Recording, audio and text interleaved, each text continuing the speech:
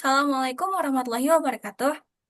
Pada kesempatan kali ini, kami bertiga akan mempresentasikan mengenai buku Kalkulus Purcell Jilid 2, bab 11.5, yang akan membahas tentang curvilinear motion dan Kepler's Law of Planetary Motion, dan beberapa contoh-contoh yang akan kita bahas juga. Untuk anggotanya sendiri, di sini ada saya, Hilul Zikriyah, kemudian ada Sakila Zahra, dan yang terakhir ada Hanifah Naila Fatin.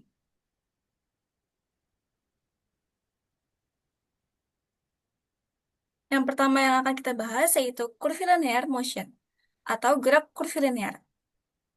Gerak curvilinear adalah gerak benda yang lintasannya berupa kurva, bukan garis lurus seperti gerak linear.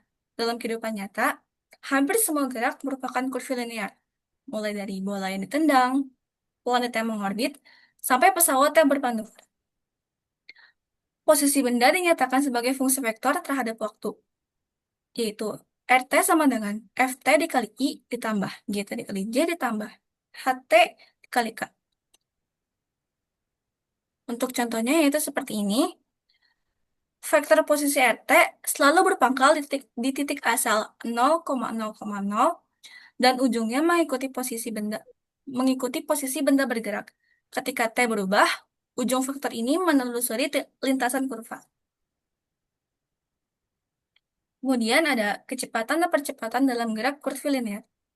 Untuk kecepatan yaitu turunan pertama vektor posisi terhadap waktu dengan rumusnya Vt sama dengan R aksen T sama dengan dr per dt sama dengan F aksen TI ditambah G aksen TJ ditambah H aksen TK.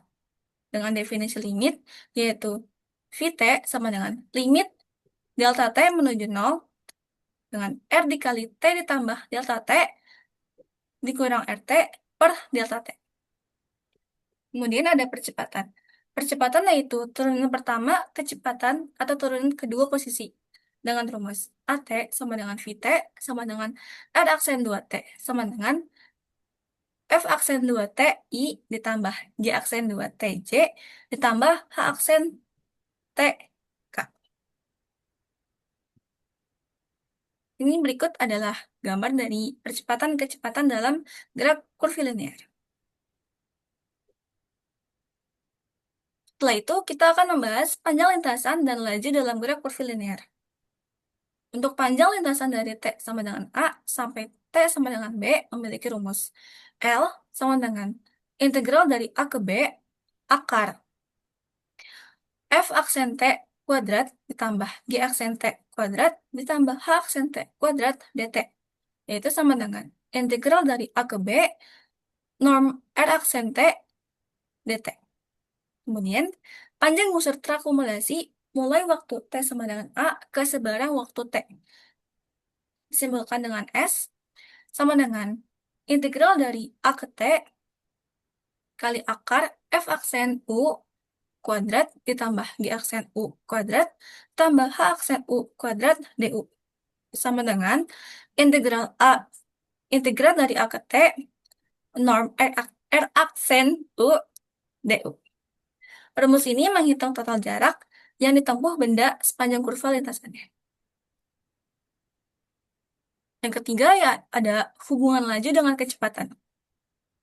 Turunan panjang busur sama dengan laju dengan rumus ds per dt sama dengan akar f aksen t kuadrat ditambah g aksen t kuadrat ditambah h aksen t kuadrat itu sama dengan norm r aksen t. Perbedaannya yaitu laju sama dengan besaran skalar, nilainya selalu positif, dan rumusnya yaitu norm atau panjang atau besar atau jarak Vt. Sedangkan kecepatan merupakan besaran faktor memiliki arah dengan rumusnya Vt. Laju hanya memperhatikan seberapa cepat tanpa peduli arah, sedangkan kecepatan memperhatikan kedua-duanya. Untuk contoh ketiga akan dibahas oleh rekan saya. Baik, terima kasih Hilwa atas kesempatannya. Di sini saya akan menjelaskan contoh ketiga Pada contoh nomor 3 ini, kita diberi sebuah vektor posisi dari objek yang bergerak pada lintasan melingkar, yaitu RT sama dengan A cos omega T dikalikan I plus A sin omega T dikalikan G. Di sini A adalah jari-jari lingkaran, sedangkan omega adalah kecepatan sudut. Tujuan kita adalah menentukan tiga hal penting, yaitu kecepatan, kelajuan pada gerak melingkar beraturan. Next.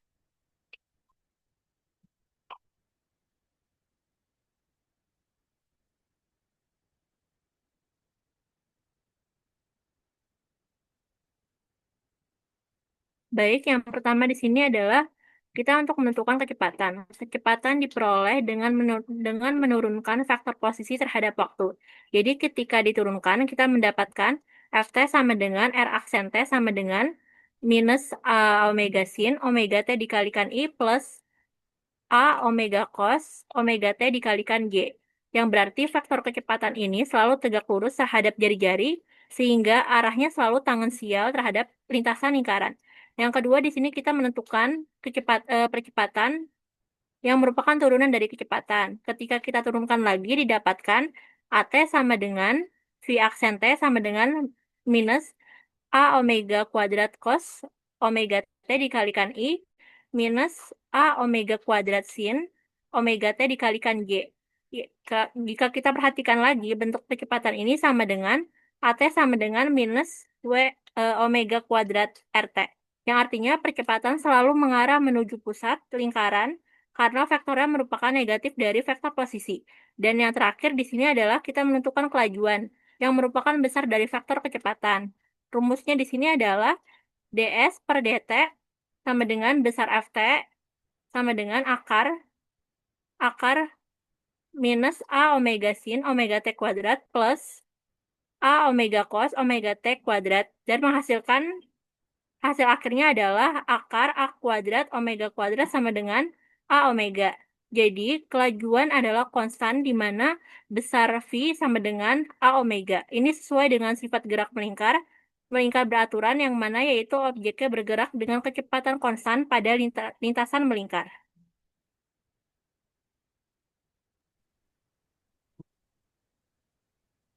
Oke, selanjutnya ada mencari kecepatan, percepatan, dan kelajuan untuk gerak sepanjang helix. Solusinya yaitu vektor kecepatan dan percepatannya adalah Vt sama dengan R aksen T sama dengan min A omega sin omega T I ditambah A omega cos omega T J dan ditambah C K. Kemudian untuk percepatannya yaitu AT sama dengan V aksen T sama dengan minus A omega kuadrat cos omega TI dikurang A omega kuadrat sin omega TJ. Untuk kelajuannya yaitu ds per dt sama dengan jarak Vt sama dengan akar minus A omega sin omega T kuadrat ditambah A omega cos omega T kuadrat ditambah C kuadrat menghasilkan A kuadrat O kuadrat omega kuadrat ditambah C kuadrat. Next. Oke. Di sini diketahui RT sama dengan A cos omega TI ditambah A sin omega TJ ditambah C T K. A-nya itu jari-jari putaran atau seberapa lebar spiralnya, kemudian omega itu kecepatan sudutnya, dan C-nya itu adalah laju naik persatuan waktu. Langkah pertama itu kita mencari kecepatannya, yaitu Vt sama dengan R aksen T. Kita pertama menurunkan setiap komponen. Yang pertama itu komponen dari X, yaitu Xt sama dengan A cos omega T, diturunkan menjadi X aksen T sama dengan minus A omega sin omega T. Kemudian untuk komponen Y-nya, yaitu Yt sama dengan A sin omega T diturunkan menjadi Y aksen T sama dengan A omega cos omega T. Kemudian untuk komponen Z-nya yaitu ZT sama dengan CT diturunkan untuk turunan pertama yaitu Z aksen T sama dengan C. Maka kecepatannya yaitu Vt sama dengan R aksen T sama dengan minus A omega sin omega TI ditambah A omega cos omega T J ditambah CK. Next.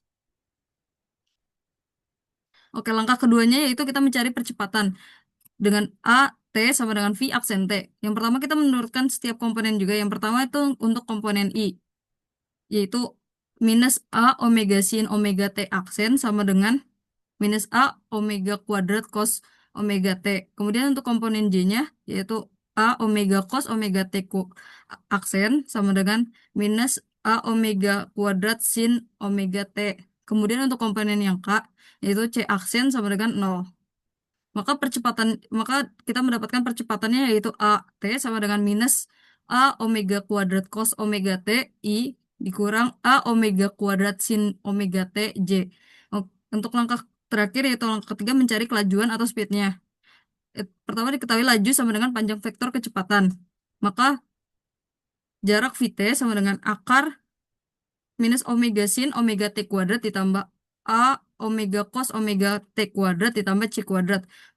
Kita kuadratkan semuanya yaitu menjadi A kuadrat omega kuadrat sin kuadrat WT. Dan untuk A omega cos omega T kuadrat sama dengan A kuadrat omega kuadrat cos kuadrat WT. Omega T. Next. Jumlah. Kemudian kita menjumlahkan hasil kuadratnya yaitu A kuadrat omega kuadrat sin kuadrat omega T ditambah A kuadrat cos kuadrat omega T sama menghasilkan A kuadrat sin kuadrat ditambah cos kuadrat dan hasil akhirnya adalah A kuadrat omega kuadrat. Kemudian kita menambahkan komponen Z-nya yaitu menjadi akar dari A kuadrat omega kuadrat tambah C kuadrat. Jadi hasil speed konstannya yaitu A kuadrat omega kuadrat ditambah C kuadrat. Next.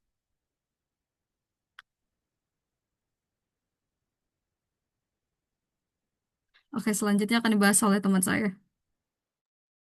Di sini saya akan bahas contoh kelima, yaitu sebuah benda bergerak pada bidang dengan persamaan parametrisnya, yaitu X sama dengan 3 cos T dan Y sama dengan 2 sin T, di mana T menyatakan waktu dengan T berada pada interval dari 0 sampai 2 V. Dimisalkan juga bahwa P merupakan posisi benda pada waktu T. Di sini kita diminta untuk menggambar gambar lintasan, mencari kecepatan, kelajuan, kecepatan, lalu mencari kelajuan maksimum dan minimum, serta membuktikan arah kecepatannya. Next.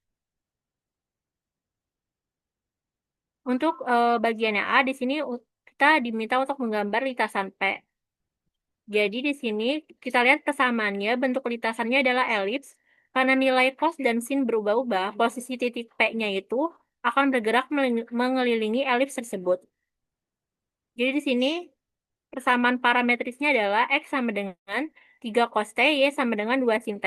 Untuk mengetahui bentuk lintasannya, jadi sini kita eliminasi parameternya menjadi X kuadrat per 9 sama dengan cos kuadrat T, Y kuadrat per 4 sama dengan sin kuadrat T. Jadi kedua persamaannya kita jumlahkan menjadi X kuadrat per 9 ditambah Y kuadrat per 4 yang mana sama dengan cos kuadrat T plus sin kuadrat T sama dengan 1. Yang merupakan ini adalah persamaan elipsnya. Elipsnya berpusat di titik 0,0 dengan semi poros A sama dengan 3 ke arah sumbu X dan semi poros B sama dengan 2 ke arah sumbu Y. Artinya titik P bergerak mengikuti bentuk elips horizontal seperti pada gambar yang sudah ada di PPT. Next. Di sini selanjutnya yaitu adalah menentukan kecepatan. Jadi di sini kita turunkan fungsi posisinya di mana fungsinya itu Ft sama dengan min 3 sin T 2 cos T. Di sini untuk rumus kecepatannya adalah Ft sama dengan dr per dt sama dengan kita turunkan RT-nya itu menjadi min 3 sin TI plus 2 cos TJ. Dan yang kelajuannya ini adalah besar dari Ft-nya itu sendiri, yang mana adalah sama dengan akar min 3 sin T kuadrat plus 2 cos T kuadrat menghasilkan akar 9 sin kuadrat T plus 4 cos kuadrat T. Dan yang terakhir ada kecepatan. Kecepatan adalah turunan dari kecepatan itu sendiri, yaitu AT sama dengan menghasilkan min 3 cos TI min 2 sin TJ. Dan selanjutnya yaitu yang C, di sini kita menentukan nilai maksimum dan nilai minimum. Di sini kita kan diketahui bahwa FT-nya itu adalah akar min 9 kuadrat T plus 4 cos kuadrat T. Di sini diketahui bahwa sin kuadrat T sama dengan 1 min cos kuadrat T, maka kita substitusikan ke dalam rumus Vt, besar Vt kuadrat sama dengan 9 dikalikan 1 min cos kuadrat T plus 4 cos kuadrat T menghasilkan Ft-nya adalah sama dengan besar Ft-nya itu adalah akar 9 dikurangkan 5 cos kuadrat T. Di sini selanjutnya adalah kita mencari nilai maksimum ketika cos kuadrat T cos kuadrat T-nya sama dengan 0. Jadi di sini 0 kita substitusi ke dalam besar Vmax sama dengan akar 9 dikurangkan 5 dikalikan 0 menghasilkan akar 9 sama dengan 3. Jadi nilai maksimumnya itu adalah 3 terjadi ketika T sama dengan V kuadrat dan T sama dengan 3V kuadrat. Dan nilai minimumnya itu ketika cos kuadrat T sama dengan 1. Di sini kita substitusikan ke dalam besar V minimumnya adalah sama dengan akar 9 dikurangkan 5 dikalikan 1 menghasilkan akar 4 sama dengan 2. Jadi nilai minimumnya itu 2 terjadi ketika T sama dengan 0, V dan 2V. Next. Dan yang untuk yang D-nya ini adalah kita diminta untuk mencari arah percepatan. Jadi di sini kan vektor posisinya itu RT sama dengan 3 cos T, 2 sin T. Kemudian vektor percepatannya itu AT sama dengan min 3 cos T, min 2 sin T. Di sini kan diketahui bahwa AT-nya itu min 3 cos T sama dengan min 3 cos T, min 2 sin T itu sama dengan RT. Maka AT sama dengan min 3 cos T, min 2 sin T sama dengan negatif RT. Karena AT sama dengan min RT, maka vektor percepatannya selalu merupakan kebalikan arah dari vektor posisi. Vektor RT menunjuk dari origin menuju titik P, sehingga min RT atau AT menunjuk dari titik P kembali menuju origin. Dengan demikian, percepatan selalu mengarah ke pusat bersifat radial dan berbanding lurus negatif dengan vektor posisi. Jika vektor percepatan AT diletakkan pada titik P, vektor tersebut tepat mengarah ke origin. Selain itu, karena besar AT sama dengan besar RT, besar percepatan mencapai nilai maksimum di titik plus minus 3,0 dan nilai minimum di titik 0, plus minus 2. Next.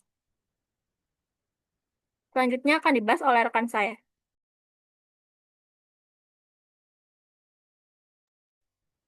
Baik, untuk contoh 6 memiliki soal sebuah peluru kendali ditembakkan dari titik asal dengan sudut sebesar θ dari sumbu X positif dan laju awal adalah V0 feet per detik. Dengan mengabaikan gesekan, carilah ekspresi untuk kecepatan Vt dan posisi Rt serta perlihatkan bahwa lintasan peluru berupa parabola. Sini ada ilustrasinya.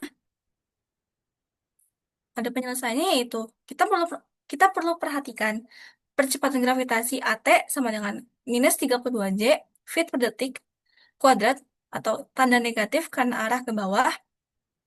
Kemudian posisi awal R0 sama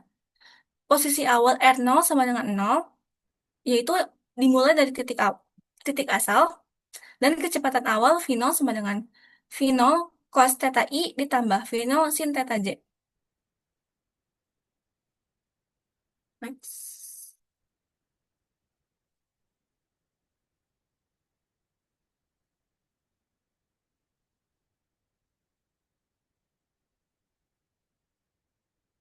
Langkah pertama, kita mencari vektor kecepatan dengan mengintegralkan percepatan atau menentukan kecepatan pelurunya. Integral kecepat Integral percepatannya yaitu Vt sama dengan integral AT dt sama dengan integral minus 32 dtj sama dengan minus 32 tj ditambah C1. Kemudian kita substitusi syarat awal yaitu V0 sama dengan V0 cos theta I ditambah V0 sin theta J atau C1 sama dengan V0 cos theta I ditambah V0 sin theta J. Sehingga vektor kecepatannya itu Vt sama dengan V0 cos theta I ditambah V0 sin theta minus 32 T kali J. Setelah itu kita mencari vektor posisi dengan mengintegralkan kecepatan. Integral kecepatannya itu RT sama dengan integral Vt dt sama dengan integral V0 cos theta I ditambah V0 sin theta minus 32 Tj dt sama dengan V0 cos theta TI ditambah V0 sin theta TJ dikurang 16 T kuadrat J ditambah C kuadrat. Kita substitusikan syarat awal, yaitu R0 sama dengan 0, sehingga C2 sama dengan 0. Pada akhirnya, vektor posisinya yaitu RT sama dengan V0 cos theta TI ditambah V0 sin theta T dikurang 16 T kuadrat J. Kemudian kita eliminasi parameter T untuk mendapatkan persamaan lintasan. Dari persamaan XT sama dengan V0 cos theta T, kita substitusikan ke persamaan Y, yaitu, oh maaf, di sini ada persamaan parametrik ya, yaitu XT sama dengan V0 cos theta T, dan YT sama dengan V0 sin theta T dikurang 16 T kuadrat. Kemudian kita eliminasi parameter T dari persamaan X, yaitu menjadi T sama dengan X per V0 cos theta. Kita substitusikan ke Y, yaitu Y sama dengan V0 sin theta dikali X per V0 cos theta dikurang 16 dikali X per V0 cos theta kuadrat. Sama dengan tan tan theta X min 16 X kuadrat per V0 kuadrat cos kuadrat theta. Kemudian, untuk bentuk parabolanya, memiliki persamaan lintasan Y sama dengan tan theta X min 16 per V0 kuadrat cos kuadrat theta dikali X kuadrat. Ini adalah persamaan parabola karena berbentuk Y sama dengan AX min BX kuadrat dengan A sama dengan tan theta, yaitu koefisien linear, dan B yaitu 16 per V0 kuadrat cos kuadrat theta yang merupakan koefisien kuadrat. Kesimpulannya yaitu lintasan peluru memang parabola seperti yang kita buktikan. Sudut theta mempengaruhi kemiringan dan bentuk parabola. Untuk laju awal, V0 mempengaruhi keterbukaan parabola. Dan yang terakhir, semakin besar V0, semakin landai dan jauh jangkauannya. Sehingga laju pelurunya yaitu jarak VT sama dengan akar V0 cos theta kuadrat ditambah V0 sin theta min 32 T kuadrat. Untuk contoh selanjutnya akan dibacakan oleh rekan saya. Oke, selanjutnya ada contoh ketujuh, yaitu bola kasti dilempar dengan kecepatan awal 75 mil per jam atau 111 feet per detik. Kemudian ada 1 derajat di atas horizontal dalam arah sumbu X positif dari ketinggian awal 8 feet.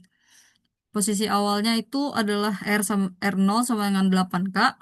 Kemudian sebagai tambahan terhadap percepatan yang diakibatkan gaya berat. Pilihan bola mengakibatkan percepatan 2 feet per detik dalam arah Y positif. Berapa posisi bola ketika komponen X-nya adalah 60,5 feet. Oke, penyelesaiannya yaitu diketahui kecepatan awalnya 75 mil per jam jika dikonversikan ke FT sama, yaitu 110 FT per second. Kemudian sudut lemparnya terhadap horizontal adalah 1 derajat. R0-nya sama dengan 8K. Percepatan gravitasinya pada sumbu vertikal K minus 3 vertikal K yaitu minus 32 feet per second kuadrat. Kemudian percepatannya yaitu ada 2 feet per second kuadrat. Next.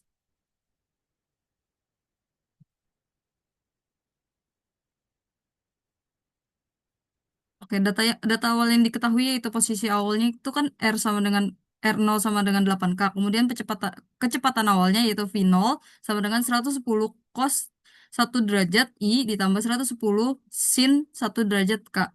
Kemudian percepatannya yaitu gravitasinya adalah minus 32K ke bawah. Percepatan spinnya itu 2J ke arah samping dan totalnya adalah AT sama dengan 2J minus 32K. Kemudian kita mencari kecepatannya yaitu VT. VT sama dengan integral dari AT dt sama dengan integral 2J minus 32K dt menghasilkan 2TJ minus 32K plus C1. Kemudian gunakan kondisi V sama dengan 0, yaitu V sama dengan 0 dikurang 110 cos 1 derajat I ditambah 110 sin 1 derajat K sama dengan C1. Kemudian akan menghasilkan VT sama dengan 110 cos 1 derajat I ditambah 2TJ ditambah tambah 110 sin 1 derajat minus 32TK. Next. Kemudian kita mencari posisi RT. Yang pertama, integrasi kecepatan dengan menggunakan RT sama dengan integral dari VT dt sama dengan 110 cos 1 derajat TI ditambah T kuadrat J ditambah 110 sin 1 derajat T dikurang 16 T kuadrat K ditambah C2. Kemudian kita menggunakan kondisi R sama dengan 0, R0 sama dengan 8K, R0 sama dengan 8K sama dengan C2. Kemudian kita menggunakan kondisi RT sama dengan 110 cos 1 derajat TI ditambah T kuadrat J ditambah 8 ditambah 110 sin 1 derajat T dikurang 16 T kuadrat K. Kemudian kita mencari posisi saat X sama dengan 60,5 feet. Pertama kita mencari waktu T yaitu komponen X yaitu 110 cos 1 derajat T sama dengan 60,5. Kemudian kita kemudian akan menghasilkan T sama dengan 60,5 per 110 cos 1 derajat aproksimasi 0,55008 detik. Kemudian kita substitusi ke posisi X sama dengan 110 cos 1 derajat dikali 0,55008 akan menghasilkan 60,5 I. Kemudian untuk komponen Y yaitu 0,55008 kuadrat akan menghasilkan 0,303 J dan yang Z adalah 8 ditambah 110 sin 1 derajat dikali 0,55008 minus 16 kali 0,55008 kuadrat akan menghasilkan 4,21 K. Hasil akhirnya adalah R 0,55008 aproksimasi 0,60,5 I ditambah 0,303 J ditambah 4,21 K. Next. Kemudian ada interpretasi fisiknya yaitu X-nya sama dengan 60,5 feet yaitu jarak horizontal dari pelempar dan Y-nya adalah 0,303 feet yaitu penyimpangan bola sekitar 4 inci dari tengah. Kemudian yang terakhir ada Z yaitu 4,21 feet yaitu ketinggian bola sekitar setinggi pinggang. Next. Oke, selanjutnya akan dijelaskan oleh teman saya.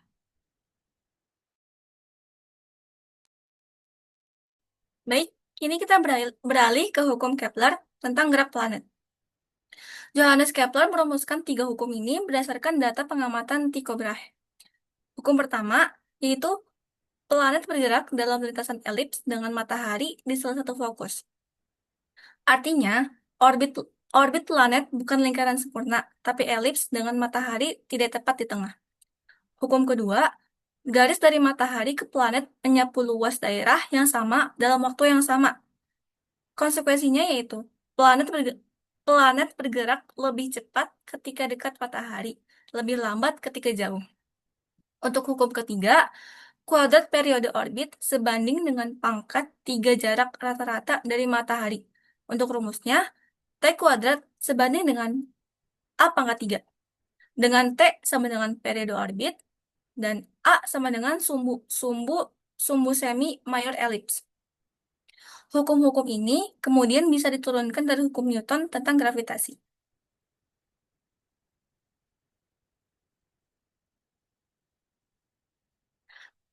Kemudian ditemukan bahwa hukum gerak planet Kepler merupakan akibat dari hukum gerak Newton.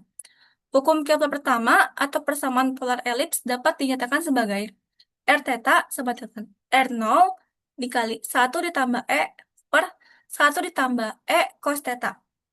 Dengan eksentrisitasnya yaitu E sama dengan R0 V0 kuadrat per GM dikurang 1 sama dengan 1 per R0 GM dikali 2 dA per dt kuadrat dikurang 1. Keterangannya yaitu R theta sama dengan jarak planet ke matahari, E sama dengan eksentrisitas elips, R0 sama dengan jarak terdekat planet ke matahari, V0 sama dengan laju di jarak terdekat, G sama dengan konstanta gravitasi, dan M sama dengan massa matahari. Untuk contoh ke-8 akan dibacakan oleh rekan saya. Baik, di sini sekarang adalah contoh ke-8. Di sini kita menentukan derivasi hukum kedua Kepler. Next.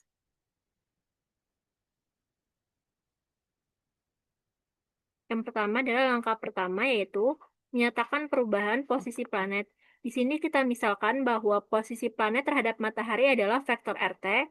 Ketika waktu bergeser sedikit dari T ke T plus delta T, maka posisi planet berubah menjadi R dikalikan T plus delta T. Maka perubahan posisinya adalah delta R sama dengan R dikalikan T plus delta T dikurangkan RT. Ini merupakan dasar untuk menghitung luas kecil yang disapu planet. Kemudian yaitu langkah kedua, luas daerah kecil yang disapu planet. Dalam selang waktu kecil delta T, lintasan planet membentuk segitiga kecil. Dua sisi segitiganya itu adalah RT dan delta R, yang mana RT merupakan dari matahari ke planet dan delta R merupakan perubahan posisinya. Rumus luas segitiga dengan dua vektor adalah delta A kira-kira sama dengan besar RT dikalikan delta R. Lalu jika dibagi dengan delta T, maka menghasilkan delta A per delta T kira-kira sama dengan 1/2 besar dari RT dikalikan delta R per delta T. Saat delta T menuju 0, maka delta R per delta T menjadi R aksen T. Maka kita dapatkan bahwa laju penyapuan areanya adalah dA per dt sama dengan 1/2 besar RT dikalikan R aksen T. Ini merupakan bentuk umum dari hukum kedua Kepler, yaitu planet menyapu luas yang sama dalam waktu yang sama. Selanjutnya, next. Untuk langkah ketiga yaitu gaya gravitasi sebagai satu-satunya gaya. Satu-satunya gaya yang bekerja pada planet berasal dari matahari, yakni gaya gravitasinya itu adalah Ft sama dengan negatif GMM per besar RT pangkat 3 dikalikan RT, di mana G merupakan konstanta gravitasi dan M merupakan massa matahari dan M kecil merupakan massa planet. Menurut hukum 2 Newton, F sama dengan MA sama dengan MR MR double aksen MR double aksen T, maka MR double aksen T sama dengan negatif GMM per besar RT pangkat 3 dikalikan RT.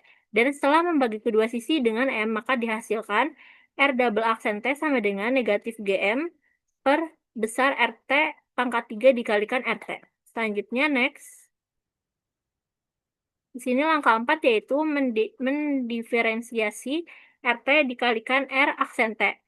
Pertama, di sini diketahui turunan cross produk di mana D per DT RT dikalikan R aksen T sama dengan sama dengan RT dikalikan R double aksen T plus R aksen T dikalikan R aksen T. Karena sebuah vektor dikali silang dengan dirinya sendiri adalah 0, maka menghasilkan R aksen T dikalikan R aksen T sama dengan 0, maka D per DT RT dikalikan R aksen T sama dengan RT dikalikan R double aksen T. Karena sudah diketahui nilainya R double aksen T adalah minus GM per besar RT pangkat 3 dikalikan RT, maka substitusikan nilai tersebut. RT dikalikan R double aksen T sama dengan RT dikalikan negatif GM per besar RT pangkat 3 dikalikan RT sama dengan 0. Karena cross produk antar dua vektor yang searah bernilai 0. Kesimpulannya adalah D per DT dikalikan R aksen sama dengan 0. Ini berarti RT dikalikan R aksen T adalah vektor konstan karena magnitudonya konstan. Maka dA per DT sama dengan 1/2 besar RT dikalikan R aksen T, yang merupakan konstan untuk semua waktu T. Next. Selanjutnya dia akan dibahas oleh rekan saya. Oke, selanjutnya ada turunkan hukum Kepler 3, yaitu kuadrat periode orbit sebanding dengan pangkat 3 jarak rata-rata dari matahari. Penyelesaiannya yaitu pada elips berlaku sifat jumlah jarak dari titik manapun ke kedua fokus sama dengan 2A atau konstan. Dalam elips, A sebagai semi mayor, B sebagai semi minor, dan yaitu jarak dari pusat ke fokus. Bentuk elipsnya akan menjadi A kuadrat sama dengan B kuadrat ditambah C kuadrat. Ini didapatkan dari Pythagoras. Next.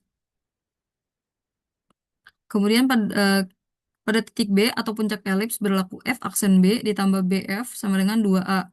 BF diketahui BF sama dengan H, kemudian didapat F aksen B sama dengan 2A minus H. Ini untuk persamaan pertama. Kemudian menggunakan segitiga sisi siku-siku, jarak dari F aksen ke B itu akan menjadi F aksen B kuadrat sama dengan H kuadrat ditambah 2C kuadrat itu adalah persamaan kedua. Kemudian kita mengkuadratkan kedua bentuk tersebut akan menghasilkan H kuadrat ditambah 2C kuadrat sama dengan 2A dikurang H kuadrat. Akan menghasilkan H kuadrat ditambah 4C kuadrat sama dengan 4A kuadrat dikurang 4AH ditambah H kuadrat. Hasil akhirnya adalah C kuadrat sama dengan A kuadrat dikurang H kuadrat. Kemudian diketahui dari elips yaitu C kuadrat sama dengan A kuadrat dikurang B kuadrat. Menggunakan rumus Pythagoras lagi akan menghasilkan A kuadrat dikurang B kuadrat sama dengan A kuadrat dikurang AH. Hasil akhirnya yaitu B kuadrat sama dengan AH. Next. Selanjutnya ada hubungan H dengan laju penyapuan area atau dA per dt. Diketahui bahwa H adalah 2dA per dt kuadrat per gm, di mana G-nya adalah konstanta gravitasi, M-nya massa matahari, dan dA per dt adalah laju penyapuan area konstan sesuai Kepler 2. Kemudian kita menghitung periode orbit T, yaitu satu putaran planet menyapu seluruh area elips, yaitu A sama dengan pi AB. Kemudian karena laju penyapuan area konstan, maka T-nya adalah pi AB per dA dt. Next. Kemudian kita mengkuadratkan T, kemudian kita mengkuadratkan T-nya menjadi menjadi pi AB per dA dt kuadrat akan menghasilkan pi kuadrat A kuadrat B kuadrat per dA dt kuadrat. Kemudian substitusi hubungan B kuadrat ke H ke dalam persamaan pi kuadrat A kuadrat B kuadrat per dA dt kuadrat. Kemudian kita akan menghasilkan pi kuadrat A pangkat 3H per dA dt kuadrat. Substitusi nilai H ke dalam dari Kepler 1 ke dalam persamaan tadi akan menghasilkan T sama dengan pi kuadrat A pangkat 3H per dA dt kuadrat dikali 2dA per dt kuadrat per gm. Akan menghasilkan yaitu T kuadrat sama dengan 4pi kuadrat A pangkat 3 per gm. Ini setara dengan T kuadrat sebanding dengan A pangkat 3. Saya kembalikan kepada moderator.